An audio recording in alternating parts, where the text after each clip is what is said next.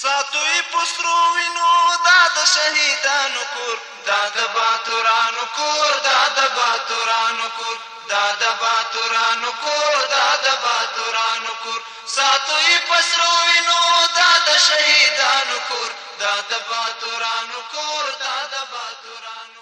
ننګرهار والي د سپین جومات له روانو چارو څارنه وکړه. ننګرهار والي حاجي ملا محمد نعیم اخوند چې د ملي پراختیا شرکت د ختیځ زون مسؤل انجینر شیخ میر عابد، د جومات جوړولو کمیټې غړي شیخ حسن خان، د قانونو رئیس حاجي احمد سعید انصاري او یو شمېر نورو مسؤلینو یې ملتیا کوله. د جلالاباد ښار لومړۍ ناحیه کې د سپین جومات له روانو چارو لیدنه او څارنه وکړه.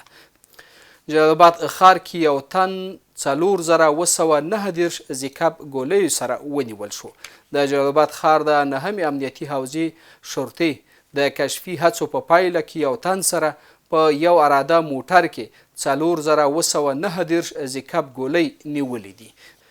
د ننګرهار عامې روغتیا ریاست اړوند د روغتیایي علومو له انسټیټوت لسګونه محصلین د عالي نرسنګ، طبي ټکنالوژۍ او فزیوتراپۍ څانګو فارغ او ټولنې ته د خدمت په موخه وړاندې شول.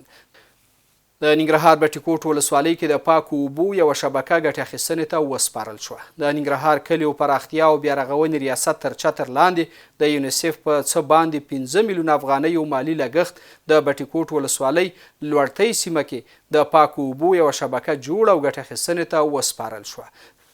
وینزویلا کې د زلزلې له کبله 32 تنه مړه شوي او 200 نور ټپیان شوي. د وینزویلا لنډمهالې ولسمشر ډیلسي رود ریګز له رسنیو سره په خبرو کې ویلي چې د لومړنیو شمیرو پر اساس په دې هیواد کې د وروستۍ زلزلې له امله تر اوسه لږ تر لږه 32 تنه مړه شوي او 200 نور ټپیان دي.